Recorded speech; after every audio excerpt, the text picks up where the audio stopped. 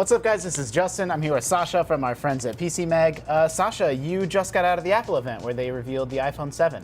Yeah, I got some time with the iPhone 7, with the iPhone 7 Plus, with the new Apple Watch, and of course, as I think you saw on the stream, that guy was there too. Yeah, we did. Miyamoto was on stage. It was definitely like worlds colliding. It was a big deal.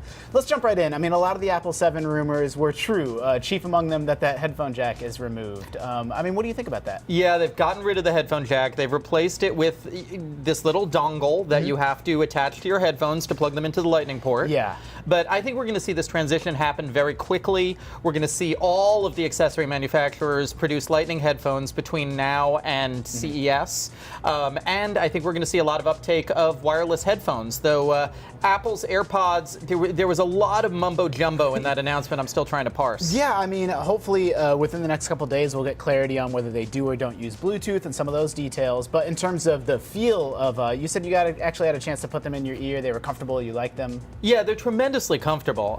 They're definitely earbuds where you forget that you're wearing them. Yeah. They feel a lot like Apple's existing EarPods, but of course, since they don't have wires, they don't pull down on your ears. So they're very comfortable, but they're $159. Yeah, they are not cheap. They definitely have that sort of Apple pricing to them, and maybe even a little beyond what we've come to expect from them. Well, the real question is whether these AirPods are using a proprietary technology that delivers higher quality audio. And in the super noisy hands-on room, you can never really tell that. Like, another one of the flagship features of the new phone is the dual front-facing speakers. Yeah, I mean, let's get into that a little bit. That was another, I guess I don't know if there are rumors about that, but it was a surprise to me that we actually got to see that. You think that's going to be a big deal? I think it's really cool. I think I think people do like to watch a lot of videos on their phones. They're not always using headphones, and they may be using headphones less now that there's not a headphone jack. So having dual front-facing speakers, when I've seen that on other phones, it has made a difference. Yeah, and so you actually got to have a chance to have the 7 and the 7 Plus, in your hands. You got to see the new jet black. I mean, what's kind of your impressions of the feel of that device in hand? Well, I'm still probably, like, if I were picking a color, I'd still pick the matte black. Yeah, you think the so? jet black is very glossy, but like glossy phones, it's not slippery, fortunately, but it is a fingerprint magnet. Yeah. And people are mostly still going to be putting these things in cases anyway, because there's no reason that the screens will crack any less than they do now. Sure, certainly. The 7 Plus, it's a little thinner than the 6S Plus. Interesting. The 7 is almost exactly the same size. I physically could not tell the difference from the 6S. And of course, the 7 Plus has those dual cameras on the back.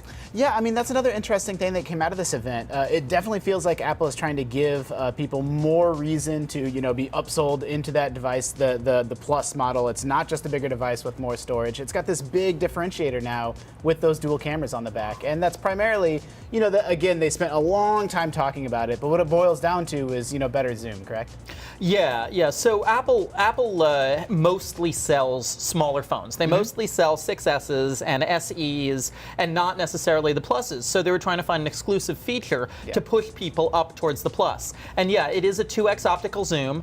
I used it. It works very quickly. Wow. It's very sharp because it's not actually zooming, it's just switching lenses. Correct, yeah. So yeah, it works very quickly, it's very sharp, but it is only 2x. And if you try to go higher than 2x, it's just the digital zoom, which you'll see on all camera phones. Right. But that said, zoom is a feature people want.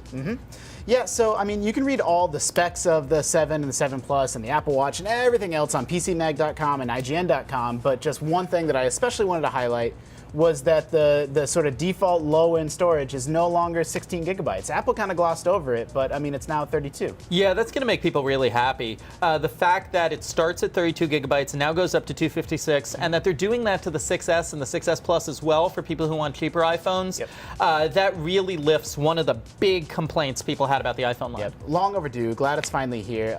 Sasha, thank you for sort of giving us the high-level overview of Apple's event. And guys, remember that for everything Apple, you can go to IGN.com or PCMag.com.